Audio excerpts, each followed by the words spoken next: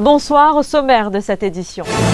4 pétroliers en route pour Maurice, annonce du ministre du Commerce et de l'Industrie, ce qui nous assurera un stock suffisant jusqu'à janvier, selon Achid Gunga. Après le Sega typique et le guide Gawai, le Sega tambour inscrit au patrimoine mondial de l'humanité de l'UNESCO, décision prise ce matin en Corée du Sud. Un chef inspecteur de la police du tourisme a été interrogé par la commission d'enquête sur la drogue sur ses liens avec un détenu. Et puis actualité internationale, le Parlement australien adopte la loi sur le mariage homosexuel.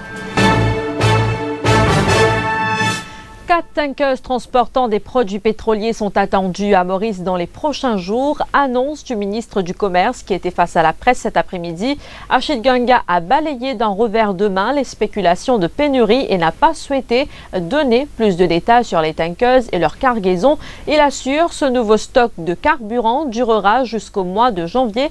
Le ministre du Commerce et de l'Industrie soutient aussi que le contrat entre la STC et Mangalore Refineries est maintenu et ce malgré, je cite, le tour joué par Betamax.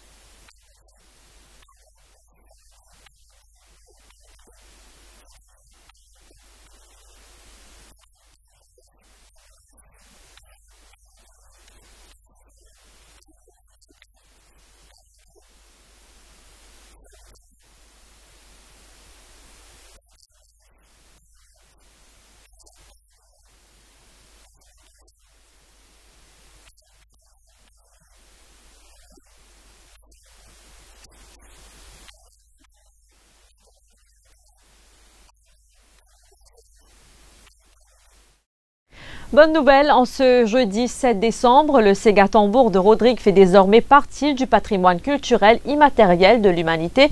Une liste dressée par l'UNESCO, le Sega tambour de Rodrigue a été un vecteur important pour résoudre les conflits et consolider les liens.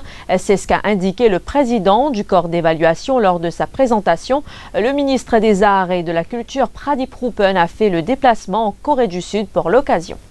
I therefore declare decision 12.com 11.b 22 adopted.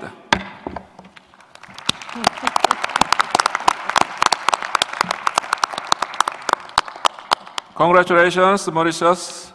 It is indeed with great pleasure that the population of the Republic of Mauritius, especially the Rodrigan community, welcomes the inscription of our third element on the UNESCO list after our first 2 inscriptions of the Mauritian traditional Sega in 2014 and the Bhojpuri Git Gawai in 2016.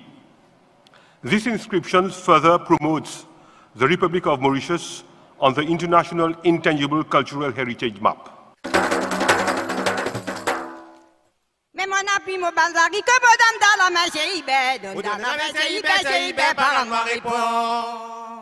Mais à la dérive, à l'arrivée, il pas gagné nouvel CIB. Côté Libérina, le CIB, il n'a mais mon appui, mon bazar, qui comme dans la bain CIB. Dans la CIB, par la main. À la dérive, à l'arrivée, il pas gagné nouvel CIB. Côté Libérina, le CIB, la la et la la, oh la la et l'eau. Mais mon appui, mon bazar, qui comme dans la bain CIB. Le senior prison officer Jocelyn Pedro Duval est soupçonné d'être le maillon entre la détenue Lina Le Gentil et le baron de la drogue Perumal Viren, également incarcéré pour trafic. La commission d'enquête a révélé cet après-midi que ce gardien de prison a à plusieurs reprises eu des échanges téléphoniques avec Lina Le Gentil. Les coups de fil ont été passés alors que l'officier des prisons était posté à la Pirate Wing à Beaubassin. Peut-être que M. Lamsangling est mal informé, mal conseillé. Tout le monde a fait l'île en transparence. Et l'un du monde téléphone, moi, un doute qui s'en a et mon premier salaud quand on va expliquer. Mais il peut dire que c'est Lina Gentil qui ne fait téléphone avec aussi une téléphone. Quand pas du monde service au SIM card ou sur téléphone, moi pas connaître une service à contacter moi. Et moi, un idée qui s'en a vraiment en équipe de M. Lamsangling. Mais effectivement, il y a un numéro de prison femme qui nous contacte. capable de dire, on a tiré en prison, on va pas connaître. Mais pour ce numéro-là, moi, j'ai un doute, et pour moi, et ce que M. Lamsamri peut dire qu'il n'est pas une bombe de trafic dans l'affaire comme ça, c'est tout à fait faux. Plus de 6 milliards de roupies ont été déboursés par le National Property Fund Limited pour assurer le paiement des clients du Super Cashback Gold et des investisseurs de la Brahma Asset Management. Et c'est ce qu'a annoncé Sanjeev Sari, CEO du NPFL. Il était face à la presse ce matin. C'est insistant justement pour cette opération a débuté au mois de juillet au fait. Il est terminé le 28 septembre 2017. Cette opération involve 5355 policiers pour 2 investisseurs.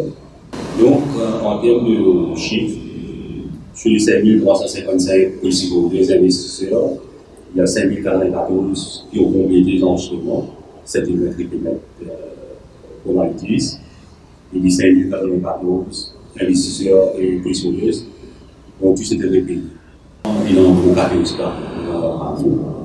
Et ça aussi, vous avez ajouté qu'ils vont se préparer, ils veulent dire pas. Ça va être difficile à l'NPFL. Ils vont être répétés.